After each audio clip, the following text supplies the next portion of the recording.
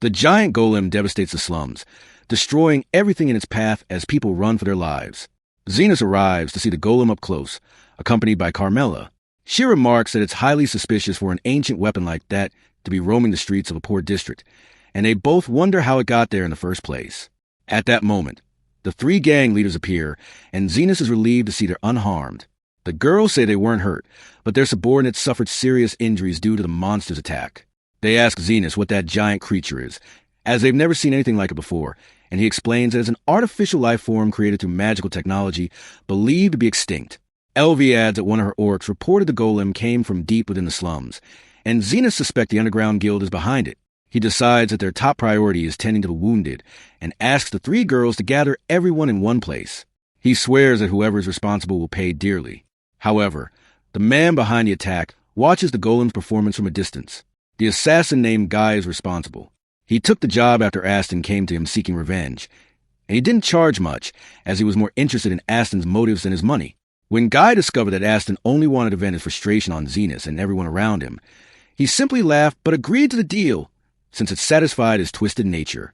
Guy then showed Aston the golem core he was developing and claimed it would be enough to completely defeat Zenas.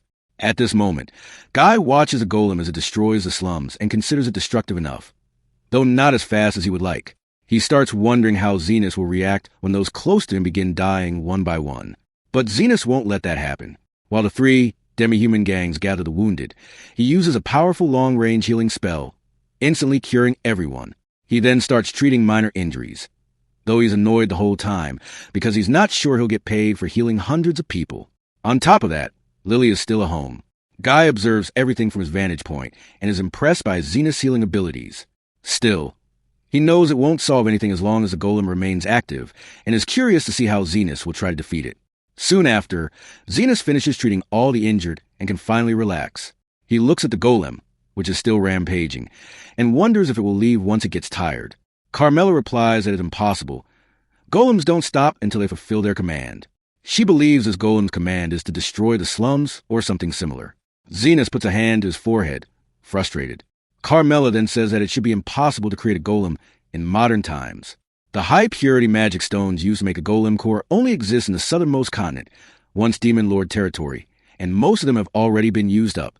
Furthermore, the art of dark magic has been lost over time, and the materials needed to build a golem are extremely rare. While she wonders who could have access to such resources, Zenas says it's no use thinking about that now. What matters is destroying the golem. Carmela warns that it will be dangerous, but the girls volunteer to help him, as they can't let a monster destroy their home. Zenas then asks Carmela how to destroy a golem, and she explains that they must destroy its core, or else it will keep regenerating. However, Zenas doesn't want to destroy the core, because he plans to sell it later. Even so, he leads the girls toward the golem, and asks them to use everything they have against it. They charge into battle, and Zenas enhances their abilities with augmentation spells. The girls notice a sharp increase in their strength and speed, and a single blow is enough to crack the golem's leg and make it collapse. However, the golem regenerates instantly and strikes Linga, sending her flying.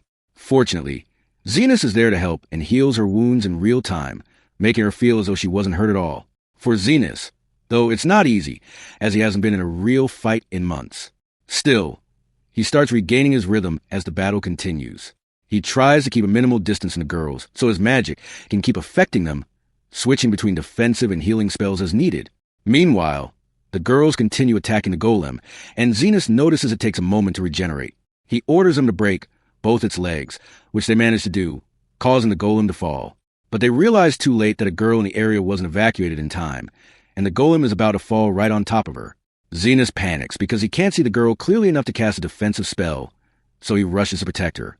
He doesn't make it in time before the golem collapses. But, surprisingly, the creature makes an effort to shield her. Zenas is baffled by this, but begins scanning the golem as the girl escapes. Just then, Carmela approaches.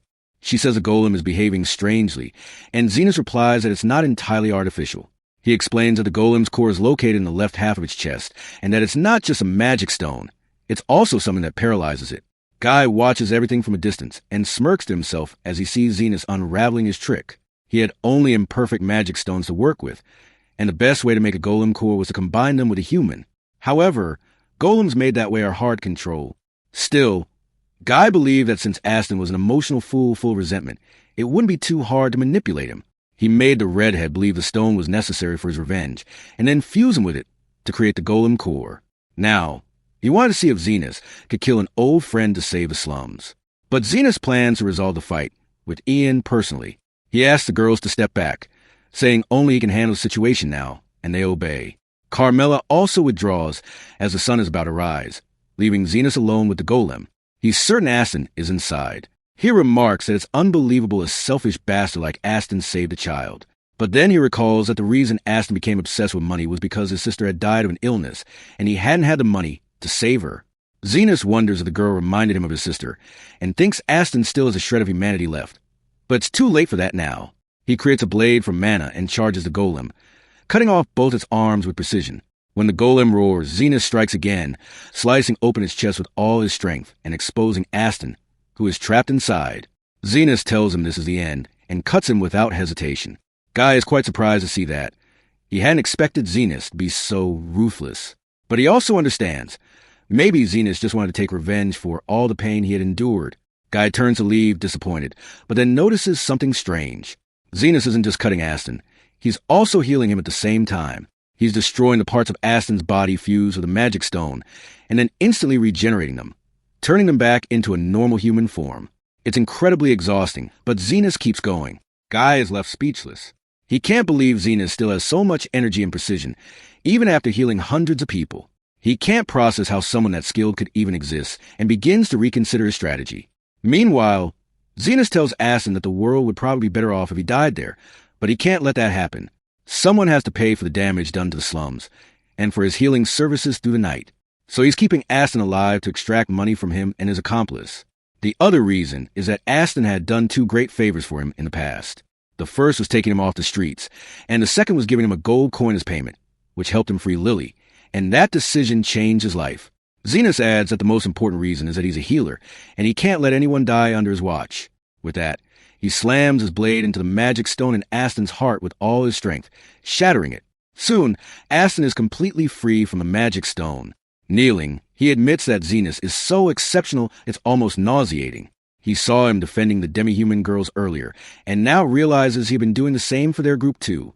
He collapses to the ground, asking Zenas for forgiveness, even though he knows he doesn't deserve it. Zenas tells him to get up, but Aston says he won't until he's forgiven. Then Zenas tells him to hurry up, because he needs to punch him in the face. Aston is taken aback, but then Zenas uses the last of his mana to amplify the impact of his punch tenfold.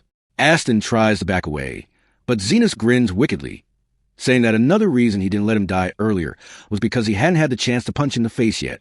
And with that, he punches Aston with full force, sending him flying.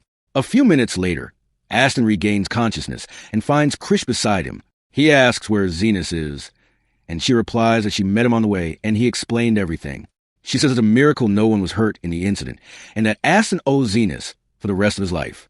Then she proceeds to arrest him for a long list of crimes, also adding public indecency to the list. Aston only then realizes he's sitting there completely naked. Krish hands him a message from Zenas, saying he took his sword to sell it and cover the damages. Aston realizes he truly has nothing left, not even his clothes.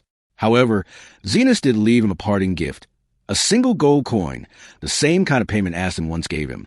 Krish says that Zenas never wants to see him again, and Aston begins to cry like a child upon hearing that. Meanwhile, Zenas drags his feet as he walks home, only to run into the demi-human girls on the way, who support him even as he insists he's fine. Soon, they arrive at his home, and Lily immediately serves him a cup of tea, welcoming him back, because she had been sure he'd return safely.